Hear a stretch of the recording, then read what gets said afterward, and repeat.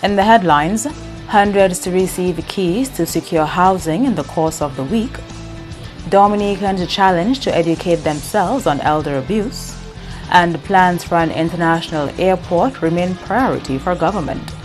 I'm Andrea Luby with the Channel 5 News. Back with the details after this.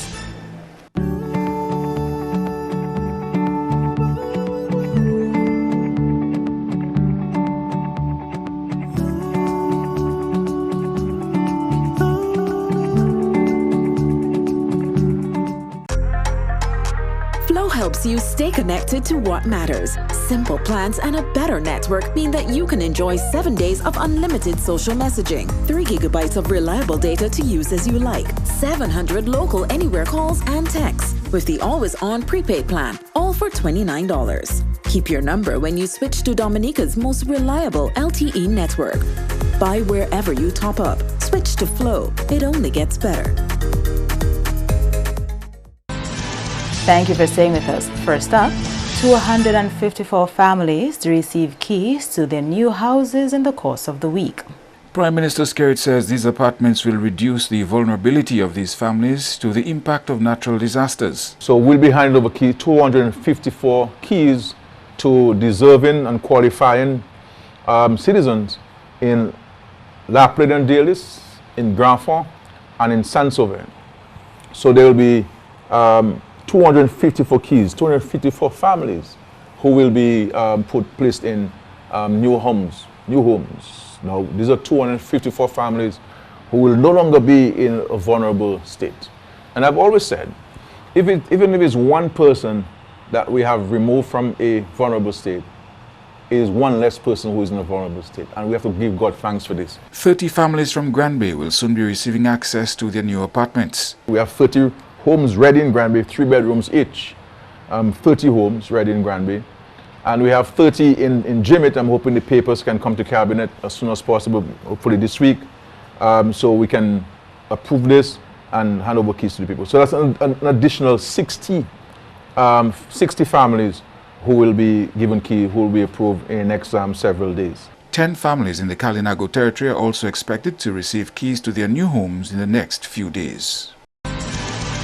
In other top stories, Dominicans being challenged to educate themselves on elder abuse in order to stop its occurrence here. The comments as Dominica joined the rest of the world in observing World Elder Abuse Awareness Day on Monday. Minister for Senior Security, Dr. Addis King, says citizens should educate themselves on the types of elder abuse and take the necessary steps to end these incidents. Because of the diverse nature of elder abuse and the various ways these can be manipulated, all elders are at risk. Hence, we must educate ourselves as to what is elder abuse. We must remain vigilant and not falter in reporting any suspicious activities. We must join the various organizations that work towards sensitizing the public and initiating actions to curtail elder abuse. The public is being urged to play their part to further assist government programs which create a safe environment for the country's senior citizens. The Yes to Care, the improved housing program, free medical privileges to our senior citizens, monthly allowance to our seniors, among others, all aimed at creating a level of independence among our older persons. These can and must be complemented by respective elements of society. In this vein, I call on all of you to join me while I compliment those who have already involved themselves in this movement to stand up for our older persons. In other developments, individuals being reminded to have their insurance policies up to date as the 2020 hurricane season is underway. Julian Morris tells us more. The 2020 hurricane season has been forecast to be above normal and has already seen 3 named storms. Managing Director of AC Shillingford, which is also the agent for New India Insurance, Julius Timothy, says Dominicans must take the appropriate steps to ensure their property insurance is up to date. We advise people, first you should ensure that your property is properly valued. Because in the after Maria, a lot of people did not know. They think that if they insure something now for $100,000, they will keep that insurance, that same value for another 20 years. It does not work that way. Your property value goes up every year. There are several reasons why people do not insure their property. Mr. Timothy highlighted one of these reasons as the length of time between major disasters. But Hurricane David was since 1979. And a lot of people, there were people who were insuring their properties for a whole 20 years after. And for some reason, they decided, I fed up with this thing, I'm just paying money to an insurance company, just so. And they were not, and they decided they stopped insuring. And hurricane, here comes Maria, right out of the blue. And they got nothing. We do have a situation whereby some people, however, cannot pay the premium. And that is a difficult situation. But the person has to understand, if they cannot pay the premium, and they have to bear that loss. The public is being reminded that insurance is key, as Dominica is a disaster-prone country and natural hazards can occur at any time. We have to bear in mind we must insure our properties, and we must not only think of hurricanes. We have to remember this is a volcanic island. Remember, we are also in the earthquake zone, so that you have to ensure that if any of these eventualities, you must ensure that you have insurance, so that at the end of the event, you do not go mad, that you can get back where you were. In other news, the target date for the reopening of Dominica's borders is the end of June into July, when the emergency powers are lifted.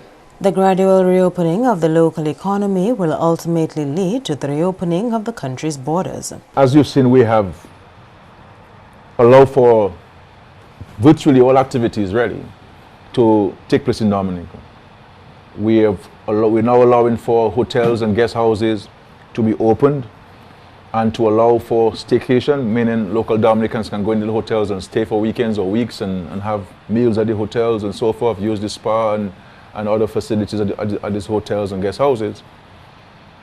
Barbershops are open, salons are open, hot water spas are open, and all business activities are functioning. We have called back public servants to work, and the curfew has been pushed from 7 and 6 o'clock to 10 p.m. I believe by the end of June, we would have removed the emergency powers that's in effect, and to allow the country to go back to normal in terms of our normal activities, and remove the curfew altogether. The issue of reopening the borders has been under discussion within cabinet and with the private sector. Every country in the world and every country in the Caribbean is grappling with this reopening effort. Just last week we had 2 meetings of CARICOM, one on Monday, one on Wednesday, discussing the issue of opening up our borders. We're looking at what Antigua has done, we're looking at what Jamaica is doing, we're looking at what we're doing, and we try to share views and protocols to see whether we can come up with some common protocols and policies with regards to reopening. Now, before I go to this, let's report to you that the 2 cases, positive cases which we got from the cruise ships, these 2 people have recovered successfully and they have been discharged. So we no longer have any active cases on Dominica. So that is some good news. As we have seen in other countries, once you open up the borders, you expect to get some cases. And therefore, we in Dominica and in the world have to start accepting that COVID-19 is going to be with us for a very long time. The Prime Minister says while he could not give a date at the moment, he believes the reopening of the borders will likely take place in July. We're looking at somewhere in July. I can't tell you what date in July, but I'm hoping that I will be in a position in the next week or so to come back to you with a date. The reality is we have to open up our borders. Our borders can't stay closed for the rest of the year. We have to open up. But the reality also is that once you open up, you expect to have imported cases. You are watching the Channel 5 News. Stay tuned for more after the break. A new in-home experience is here. All your services bundled into one simple plan. Faster, more reliable Wi-Fi so that you can binge, play, and stream uninterrupted. Unlimited Flow local landline minutes mean you can talk and talk and talk. Plus the best in TV entertainment with over 120 channels and 29 in HD, all for $160 a month with the new all-in bundle. With Flow, it only gets better.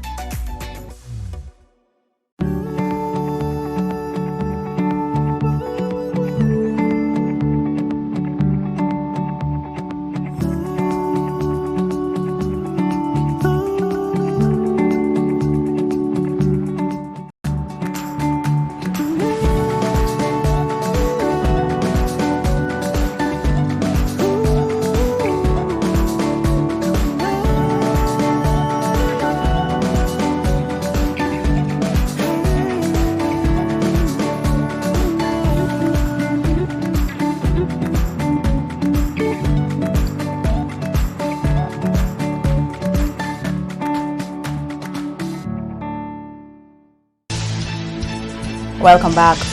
The Alternative People's Party has vowed to work with governments in the region for the development of Caribbean people. The commitment from the APP following the recent win of Team Unity in St. Kitts and Nevis. This is the second consecutive general elections won by the three-party alliance Team Unity led by Timothy Harris.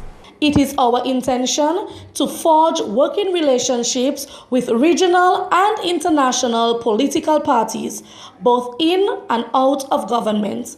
And APP looks forward to such engagements with our brothers and sisters in St. Kitts and Nevis in the near future. We hope that the spirit and process of unity will bring all hands and minds together in the interest of the people, as election campaigns can be a very divisive period.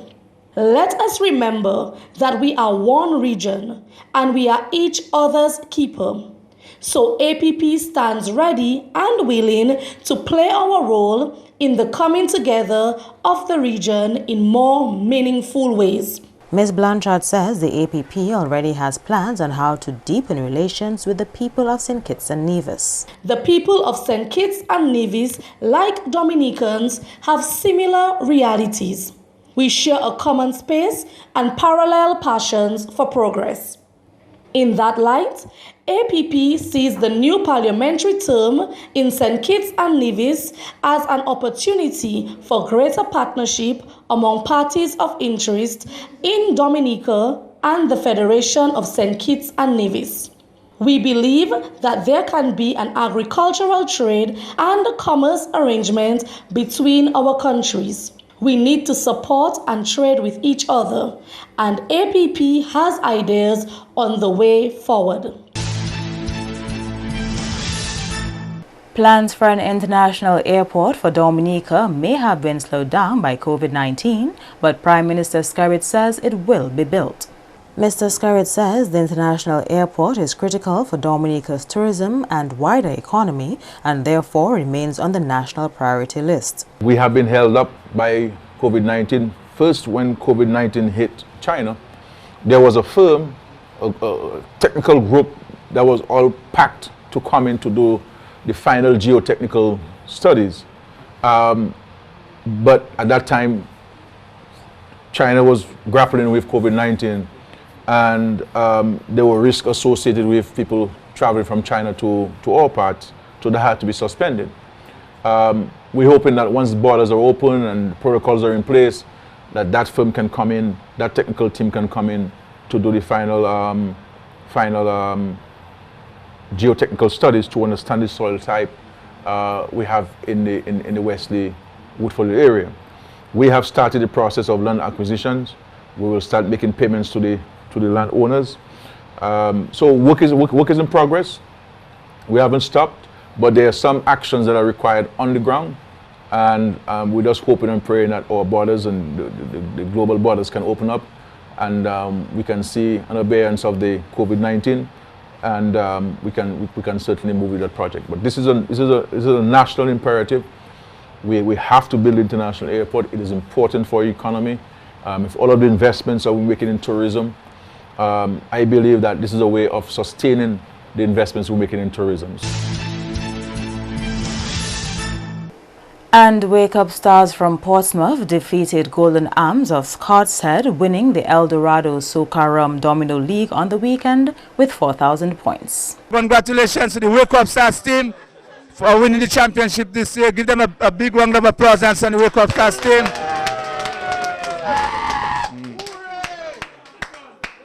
They're going to receive $3,000. A trophy, and also a case of drink, complimentary sponsors. So put your hands together for them. In second place, Golden Arms scored 3,956 points. They received $1,800 and a trophy. On behalf of the management of Belfast Estate Limited, Soca and El Dorado distributors and manufacturers, I want to say congratulations to the winners and also the runner-ups. Also, I want to say thank you to all the teams who participated island-wide. I know this league was a great effort put together by Mr. Esprit, and we thank you. We know we were so passionate about this whole league, and when you came to us, we saw no other choice but to get on board. So we thank you.